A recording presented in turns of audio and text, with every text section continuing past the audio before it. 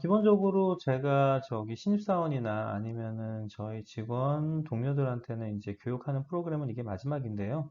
오늘 얘기를 할 거는 뭐 기본적인 부동산 에티켓, 뭐 어디에든지 다 공용이 될 것 같고요. 그 다음에 전화 응대하고 브리핑 연습하는 거, 요거 하는 방법인데, 요거는 뭐 실습이 더 중요하기 때문에 에티켓 정도까지만 제가 설명을 좀 드리는 걸로 마무리를 하겠습니다. 자, 지금부터 말씀을 드리는 부동산 에티켓은 뭐 저희 판교 테크노밸리뿐 아니라 모든 뭐 부동산 아니라 다른 업종이라도 마찬가지일 것 같아요. 그러니까 뭐 모든 거에 대해서 해당이 되는 상황이고요. 전화를 걸 때나 받을 때 자기가 뭐 어느 소속이다, 어느 부동산의 누구누구다, 뭐 이런 걸 밝혀야 되는데 지금도 보면은 뭐 전화를 해가지고 뭐 있어요? 이렇게 물어보기만 하더라고요. 자기 신원을 안 밝히고 참 교육을 잘못 받은 거죠. 그 다음에 두 번째는 수화기를 놓을 때 천천히 잘 놓아야지 막 확 던지면은 상대방은 되게 막 깨지는 소리 나거든요. 저쪽에서. 그러니까 그런 거 잘 하셔야 될 것 같고요. 그 다음에 말 톤은 되도록이면은 적당히 천천히 하셔야지 상대방이 잘 알아들을 수 있다는 거. 그 다음에 손님과 이제 투어를 하게 되면은 동행을 하게 되잖아요. 그러면은 이제 뭐 다들 아시겠지만 2, 3부 좀 앞서 나가고 문 열어주시면 좀 좋고요. 그 다음에 엘리베이터 같은 거 탈 때 문 잡아주시고 뭐 번호 눌러주시고 이러는 거 어차피 서비스업이잖아요 저희가 그런 거 해주시면 상당히 좋습니다. 뭐 차량 탑승 시에도 문 열어주시면 좋은데 그것까지는 아니더라도 그 다음에 뭐 예를 들어 가지고 탑승할 때 이제 위치에 따라서 등급자나 상급자가 타야 될 자리가 있는데 사실은 이런 거를 갖다가 가르쳐 주는 부동산은 없어요. 근데 이제 뭐 일반 회사들 같은 경우에는 이런 에티켓 같은 걸 좀 가르쳐 주는 데도 많이 있거든요. 그래서 그거는 어디가 상석인지 인터넷 같은 걸 좀 보셔가지고 아무래도 좀 실수를 안 하시는 게 뭐 대표님들이나 손님을 모시고 다닐 때 좋을 것 같고요. 그 다음에 이제 전화가 와서 통화를 한 다음에, 응대 뒤에 요즘은 핸드폰 많이 사용하시니까 문자나 카톡으로 해서 이제 자기 명함하고 약도 같은 걸 넣어주시면 되게 좀 전문적으로 보이더라고요. 뭐 귀찮겠지만 이거 한번 해주시는 건 너무 좋을 것 같고요.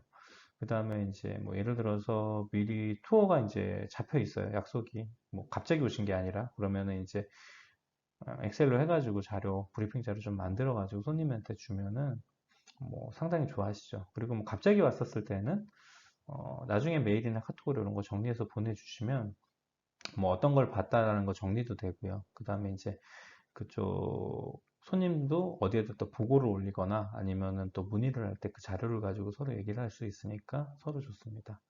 그리고 뭐 요게 마지막은 부동산이 제일 제가 중요한 부분인 것 같은데 부동산은 혼자 일을 하는 게 아니에요. 최소한 두 명 이상 같이, 그러니까 저 말고 한 명이 더 있어야 되는 거고, 왜냐면 혼자서 할 수는 있지만은, 너무 힘들어요, 그러면은. 왜냐면 동시에 뭔가를 같이 하기에는. 그래서 한 명은 이제 손님을 데리고 나가면은 다른 한 명은 관제탑의 역할을 해야 되는 거고, 나가는 손님은 이제 그 손님에 맞춰가지고 내가 필드에서 전쟁을 해야 되는 상황인데, 팀워크가 진짜 중요해요. 그러다 보니까 손발이 잘 맞아야 되는 거죠.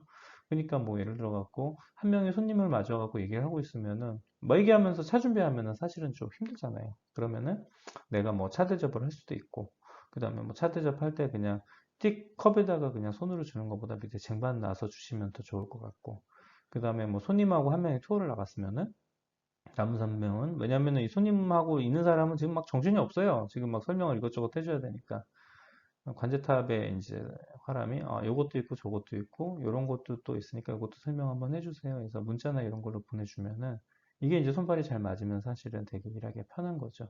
그리고 혼자서도 일을 할 수는 있기는 하지만은 지쳐서 오래 못 합니다. 진짜 오래 가시려면은 같이 일하는 동료가 옆에서 가장 소중한 거고 그 동료가 저한테 돈을 벌어주는 사람이니까 그런 부분은 꼭 잊지 말고 진행을 하시는 게 좋을 것 같습니다. 자, 이거는 뭐 제가 많이 쓰는 방법인데요. 손님하고 전화를 직접 받기 전에 뭐 말이 꼬일 수도 있고 어버버버 할 수도 있고 하니까 A, B로 나눠가지고 뭐 손님과 직원 해서 직접 이렇게 역할 분담을 해보는 거예요. 그러면은 사실은 이것도 트레이닝이 돼서 몇 번 하다 보면 좀 익숙해질 수도 있거든요. 그리고 뭐 예를 들어서 사무실에 대한 손님, 한 번은 또 상가 손님.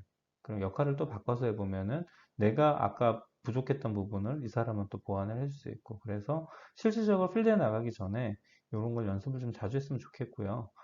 이게 좀 어느 정도 익숙해져야지 전화를 받을 수 있지, 전화를 받으면은 무슨 얘기를 해야 될지 아무런 생각이 안 날 수도 있습니다. 그러니 전화 응대 실습은 꾸준히 좀 많이 하시는 게 좋습니다. 자, 요거는 이제 설명을 하는 건데 저희가 판교 테크노밸리에 있으니까요. 상권에 대해서 얘기를 할 때 판교 쪽에 이제 3대 상권, 특징, 장단점 이런 걸 좀 얘기를 해보고요. 판교 역세권 상권과 뭐 서판구 아파트 상권, 테크노밸리 상권의 특징을 잘 부각시켜야 되고요.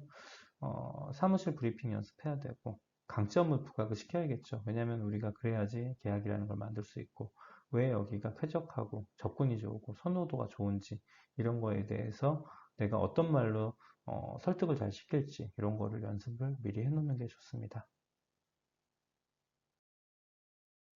이상입니다. 지금 현재까지 이제 보신 동영상이 저희 벤처 가족이 되기 위해서 직원한테 기본적으로 제가 시켜주는 동영상 강의고요. 사실은 이게 예전에 오프라인에서 제가 1대1로 강의를 했었던 건데 요즘 시대가 변하다 보니까 제가 자료를 하나 만들어 놔서 신규 신입사원이 오면은 이걸로 교육을 시키려고 제가 자료를 만들었는데 부족한 부분이 있으면 계속 업데이트를 좀 해보겠습니다. 이상 감사합니다.